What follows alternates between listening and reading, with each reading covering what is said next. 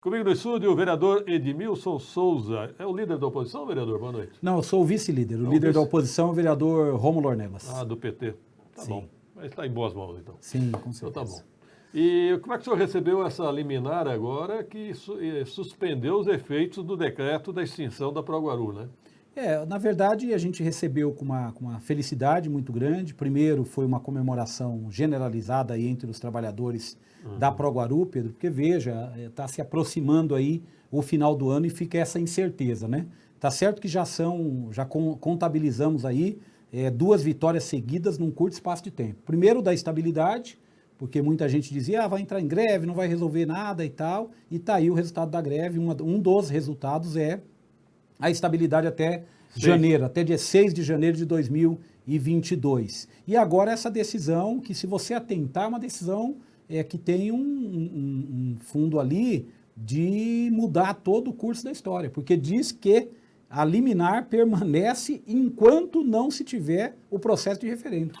Aliás, o doutor Rafael Maltês é muito assertivo nas decisões dele, viu? Ele compreendeu totalmente o trâmite da situação, né? Exatamente, e lá atrás já tinha tido uma visão de que, na verdade, um pedido de referendo contra uma lei aprovada pela Câmara Legislativa. Exato. Não pode passar de novo por uma votação para saber se tem referendo ou não, não cabe.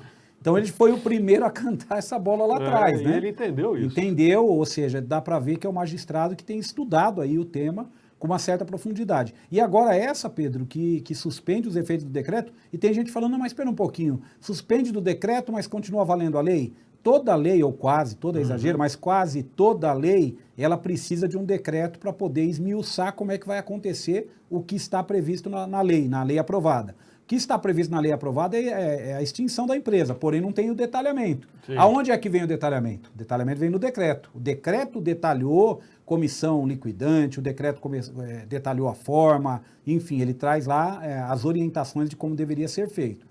E esse decreto, ele está suspenso, graças a Deus aí suspenso, pela Justiça. Então hoje não há o que o prefeito fazer, que a municipalidade fazer do ponto de vista de fechar. Pode entrar com recurso? É óbvio, cabe recurso, toda decisão, se não for a decisão final do transitado e julgado, vai caber recurso sim. Mas nós vimos ali também um posicionamento do Ministério Público, viu? Porque o Ministério Público também se posiciona alinhado de forma como o Judiciário está fazendo. Então eu acho que essa liminar, para ser derrubada, ela vai ter vai dar muito trabalho. E fora, tem um outro problema que eu já adianto aqui de antemão, que é o seguinte: a lei foi uma lei feita com data de validade. Normalmente as leis, elas não colocam prazo para executar determinada ação. A lei por si só, ela diz, olha, se para se fazer a ação A, B ou C, é imediato. Aprovou a lei, está em vigor, pode se fazer. Eu não sei qual foi o gênio da advocacia guarulhense que propôs ao Executivo Municipal que colocasse o prazo de 31 de dezembro. Não precisaria ter prazo. Ou seja, determina e tal. Graças a Deus eles erraram e esse erro vai favorecer os trabalhadores da Proguaru. Porque eu te pergunto, os trabalhadores só podem ser demitidos se forem depois do dia 6. Dia 6 de janeiro é posterior ao dia 31 de dezembro, obviamente. Agora nós temos essa liminar que pelo jeito vai perdurar. Ou seja, o ano que vem, 2022, essa lei poderá ser executada ou não? Na minha opinião, não, porque ela tinha lá um prazo de validade, fecha-se, extingue-se a empresa até 31/12 de 2021. Então, os vereadores aí da base se preparem, porque talvez o prefeito tenha que mandar um outro projeto aí em fevereiro para vocês assumirem aí o desgaste e votarem de novo, né? Aqueles que forem votar, né? Acho que o desgaste maior vai ser do prefeito Guti, que teve que negociar isso com a Câmara Antiga e agora com a Câmara Nova, né? Outros 500. Outros 500, até porque, como o próprio presidente da Câmara tem dito de forma reiterada, muitas vezes ele usa essa frase, ele fala, que, na verdade, se esta lei tivesse sido mandada para esta nova legislatura, a história teria sido outra. Bem diferente do rito como foi feito no Afogadilho no final do ano passado. Quem era o presidente quando essa lei foi aprovada? O vice do Guti, o Jesus? Já era o professor Jesus, já era o vice-eleito, não empossado, mas o vice-eleito, né? Mas, infelizmente, também entra aí para a história, né, como um presidente que conduziu dessa forma, né? A gente paga pelo aquilo que a gente faz. Entra na conta do Jesus também, né? Que quer ser prefeito. Exatamente, porque esse pessoal da Proguaru vai sempre se lembrar de determinado Jesus, né? Que não é o Salvador, né? Esse não é o Salvador, com certeza não. Tá certo. Bom, e vereador, eu estava me lembrando daquele caso de medidas mitigadoras, o senhor estava fazendo requerimentos, o senhor já obteve respostas? Pedro, agora puxando aqui pela memória, você tinha falado um pouquinho antes, é o seguinte, o diretor de relações com a imprensa, não sei se chama isso, diretor de relações com a imprensa, eu não sei, um jornalista, Ernesto Zanon, nós fizemos um questionamento que a gente pediu a primeira informação, veio a segunda, e agora a gente quer saber sobre algumas medidas que podem ter acontecido, ao nosso ver, de forma não correta. Irregular. E, curiosamente, a resposta veio para a gente de forma muito simplória, dizendo que eu precisaria detalhar melhor o pedido, porque ele não entendeu o que eu perguntei. Então, na sessão de amanhã... Não entendi. O que é o diretor de imprensa tem a ver com isso? Porque ele que responde. A cota, ele que respondeu. Mas não é SDU? Transportes? Porque, na verdade, a gente perguntou genericamente, mas nós queremos saber secretaria a secretaria. Porque as secretarias que eu estou acostumado a perguntar é Trânsito e Transporte. SDU, Meio Ambiente, e acho que só. As três secretarias. Mas, curiosamente, me parece que tem alguma coisa aí que também, medida mitigadora pode parecer estranho, mas parece que está na área de comunicação. Em breve nós teremos novidade, agora puxando pela memória, essa resposta voltou, vamos dizer assim, quadrada, não voltou redonda. Estranho, hein? Estranhamente, mas nós vamos em breve, Pedro, nada passa ali desapercebido, não. Se o senhor puder me arrumar uma cópia, eu agradeço. Vou providenciar. E a pauta amanhã, vereador, está tranquila? A pauta de amanhã é tranquila, não tem nenhum projeto polêmico para ser discutido, para ser votado, assim, de grande proporção, pelo que eu vi. Tem alguns projetos da prefeitura que estão lá aguardando parecer, não são votados por ausência de parecer das comissões, né? Tudo caminha para ser uma sessão tranquila no dia de amanhã. Acho que não será uma sessão longa, não. Acho que será uma sessão, a não ser os comentários dos acontecimentos, né? Aí os problemas que a gente tem na saúde, que só se agravam, Pedro, a situação dos hospitais, ela está insustentável, na verdade. Nós temos aí falta de medicação, por exemplo, para te dar uma ideia, na semana passada o ar-condicionado do principal setor do HMU não estava funcionando.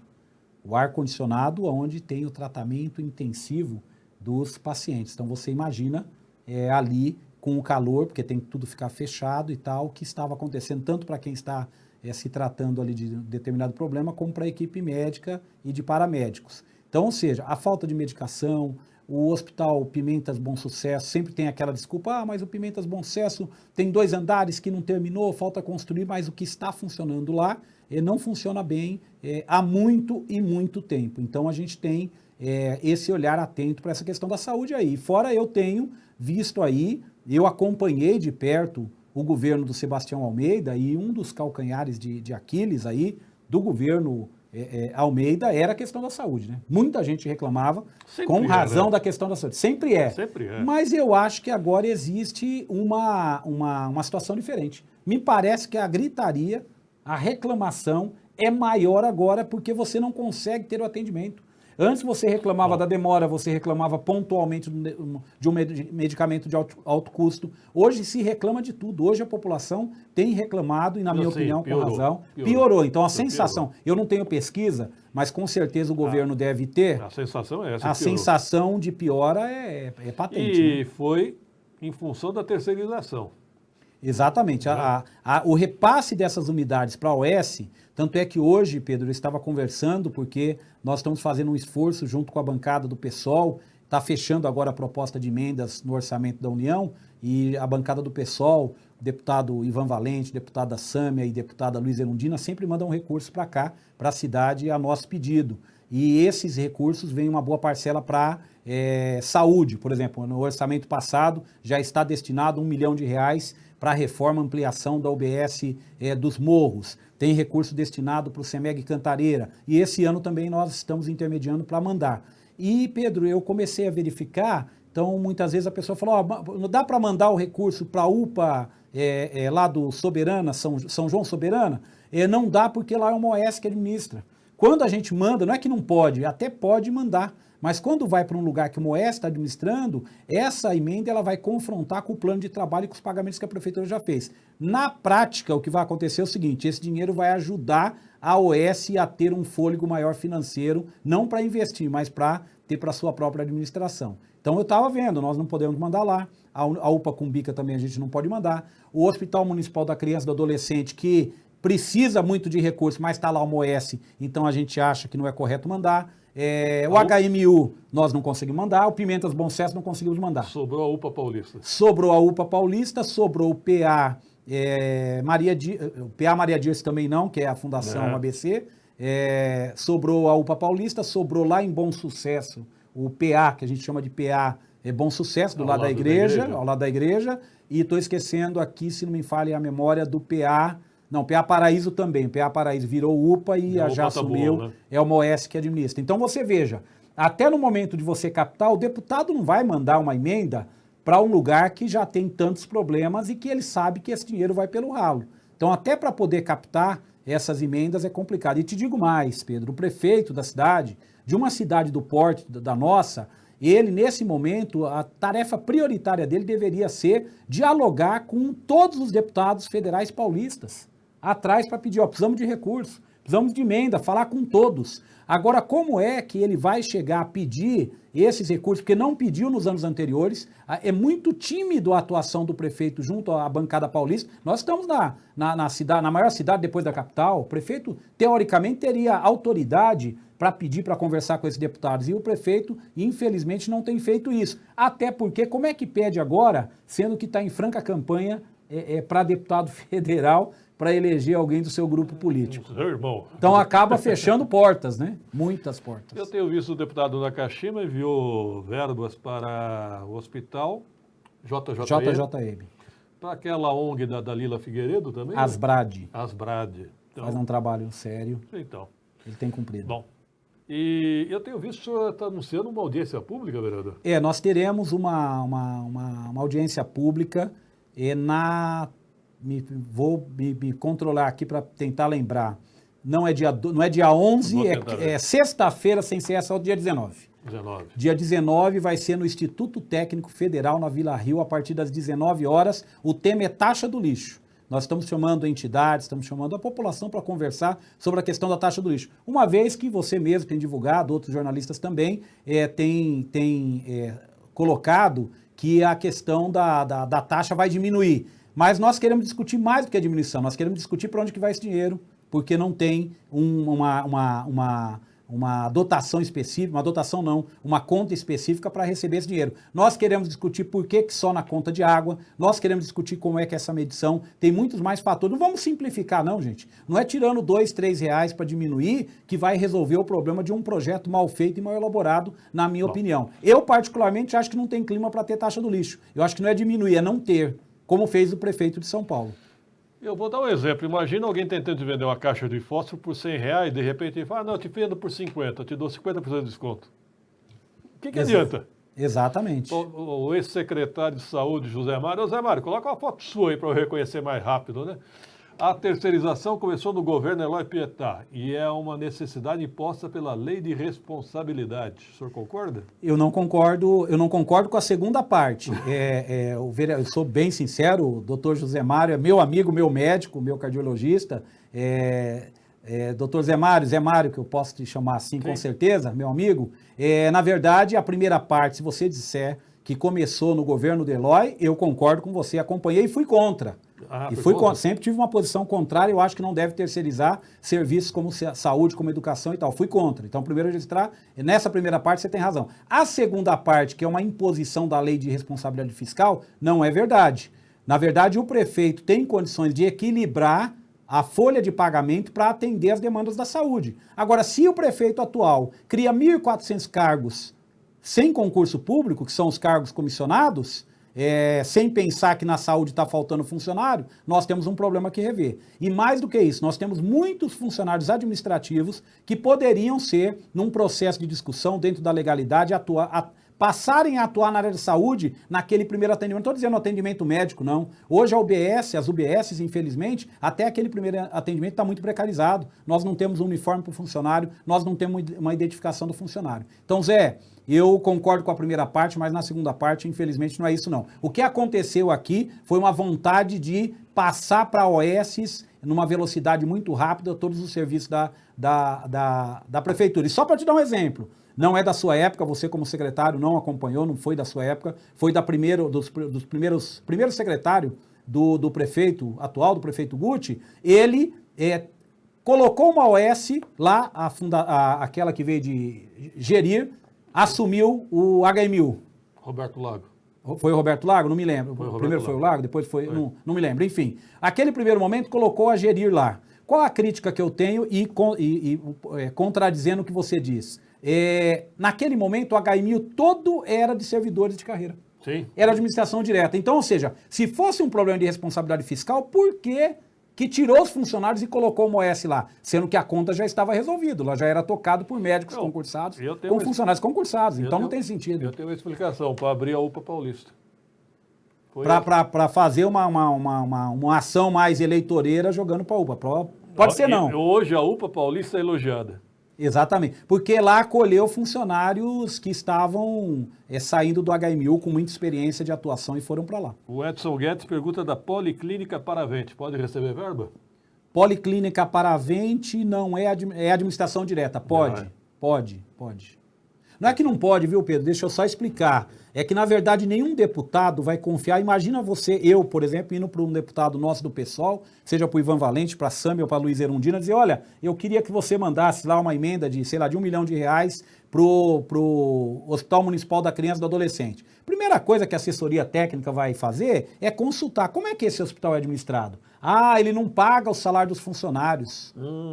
A OS não está pagando, está atrasando. As mães estão reclamando. Tem caso disso, tem caso daquilo. Você acha que o deputado vai pôr dinheiro? Não é que está proibido, mas o deputado não vai querer sujar o nome dele colocando ali numa iniciativa, até porque quando ele vier à cidade para anunciar a reforma ou o que foi feito, com certeza na fila ele vai encontrar alguém dizendo, o senhor está colocando dinheiro aqui, mas está colocando num lugar que é um saco sem fundo.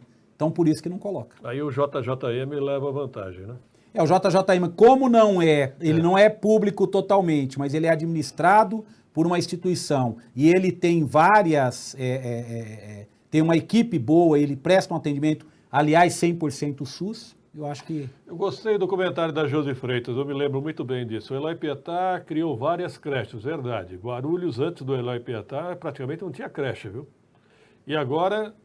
Tá aquela questão dos professores, estão perdendo sede, né? Não é só os professores, a Josi Freitas tem razão. Na verdade, várias creches que foram criadas, hoje elas estão sendo fechadas e transferindo o atendimento de creche para entidades conveniadas, para as parceiras conveniadas da prefeitura, que eu discordo, tenho feito uma luta. Hoje mesmo eu estive numa escola municipal, lá no Presidente Dutra, na escola Mariazinha. Conheço. Conhece ali?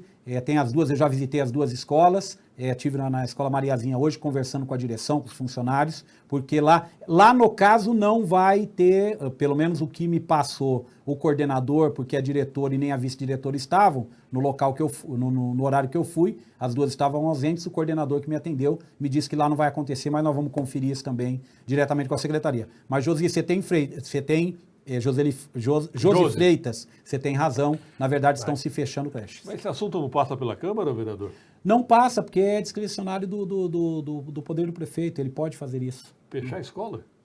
É que, na verdade, qual que é a jogada? Para não pegar muito pesado que está fechando, ele está tirando as crianças e colocando numa conveniada e colocando outras crianças no local. E o imóvel vazio vai virar o quê? Não. Ele coloca no mesmo imóvel outras crianças maiores. Por que se livra de creche? Porque a creche ele quer colocar tudo nas conveniadas. E de quem são as conveniadas ou quem são as pessoas que tocam as conveniadas na nossa cidade? São dívidas de campanha, são agentes da política que têm essas instituições e tocam. Então, na verdade, ele está abrindo vaga de um lado e tirando e colocando na conveniada em outro. Fora que as famílias vão ter que enfrentar uma mudança de local dos seus filhos. Mudança de local, que no caso, por exemplo, da escola do Jardim Bondança, sai do Jardim Bondança, na região do São João, e vai ser atendido numa conveniada lá no Soberana.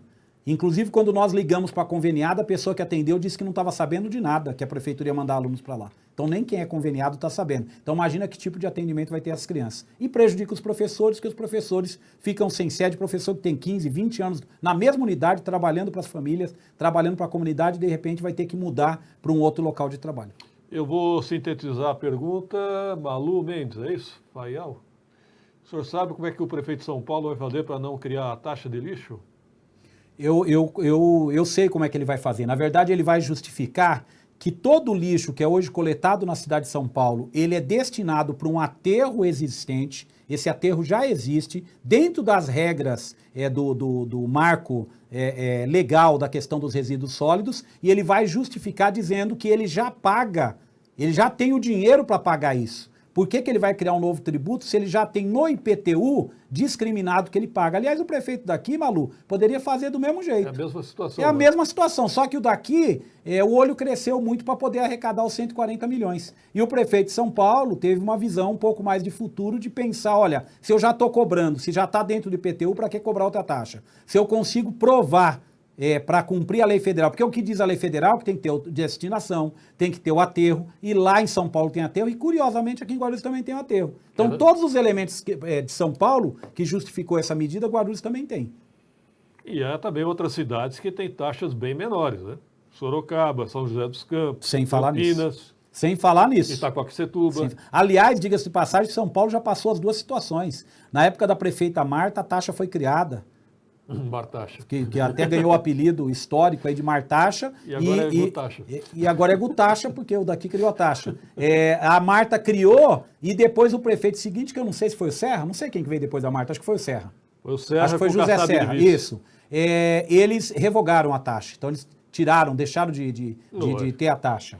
Não, o Ricardo Nunes, o prefeito de São Paulo, marcou um golaço. Politicamente, marcou um golaço. Exatamente, porque na verdade ele vai conseguir, fiquem despreocupados que ele vai conseguir confirmar certinho essa tese que muitos estão defendendo aqui. Tem local para depositar, já tem a coleta, não está depositando em lixão, não é uma coleta irregular, a coleta é regular, tem permanência, tem periodicidade, e ao mesmo tempo ele está justificando. O guarulhense não entendeu ainda, feito. a taxa de lixo aqui em Guarulhos vai chegar a ser 10, 20, 30 vezes maiores do que em outras cidades. Você sabe o que é isso? 10, 20 ou 30 vezes. Os comércios de Guarulhos, comércio por Guarulhos, se preparem, hein? O comércio vai ser surpreendido. Na verdade, quando chegar, porque o que eu estou dizendo e estou alertando aí, principalmente meu colega Gilvan, que é o líder do governo, teve aqui. Gilvan, o diálogo é assim, vocês vão tentar, junto ao prefeito, dizer, vamos diminuir a taxa um pouquinho. O problema é que só vai começar a cobrar em janeiro. Então, a hora que chegar, não é que a pessoa vai sentir que veio menos, ela vai sentir que veio. Ela vai perceber que veio uma taxa. E aí esse comércio de bairro se prepare aí para pneus queimando na rua, se prepare para o povo cobrando a gente, todo mundo. Obviamente eu tenho uma boa fala para fazer, que é o seguinte, quem me cobrar na rua, vou dizer, tá aqui, vou andar com minha folha de votação no bolso, tá aqui, eu votei contra a taxa do lixo. Eu vou me lembrar aqui, acho que foi um dos momentos errados do governo Almeida, quando aumentava o IPTU, e ele falava, o secretário de Finanças dele, falava, o aumento médio vai ser de 20%. Isso nunca aconteceu, porque quando chegava o carnê de IPTU, nós tivemos um caso de 100, 200, 300%. Sim, era muito maior, foi um absurdo. Então, até os vereadores da base ficavam surpresos. Eu votei nisso? Exatamente. Né? E fora, Pedro, nós estamos nos aproximando de um período que é o seguinte, vai chegar para a população a questão da taxa do lixo, vai chegar para a população, já chegou essa informação do que está fazendo de forma equivocada, fechando a pró-agora, demitindo pessoas. Chega junto em 2022 o pedágio federal. Tem muita gente, mas o pedágio é federal, o pedágio é na Dutra e tal.